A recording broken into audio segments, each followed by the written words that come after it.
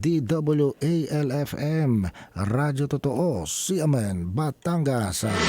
CNN Live Nation. Renz Belda, magandang araw sa iyo. Magandang umaga riyan, magandang umaga Pilipinas. Isinagawang first quarter meeting ng Enhanced Comprehensive Local Integration Program o ICLIP Committee kung saan tinalakay ang iba't ibang concern ng bawat receiving unit partikular sa pagproseso at pag-ayos ng DILG Package of Assistance para sa mga former rebels. Ito'y upang mas mapabilis ang pagbibigay ng kaukulang tulong at agarang matugunan ang kanilang pangangailangan.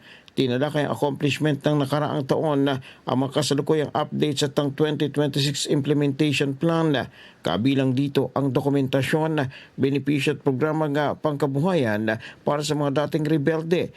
Layin ng pagpupulong na mapalakas ang koordinasyon ng bawat ahensya at matiyak ang maayos na implementasyon ng ICLIP.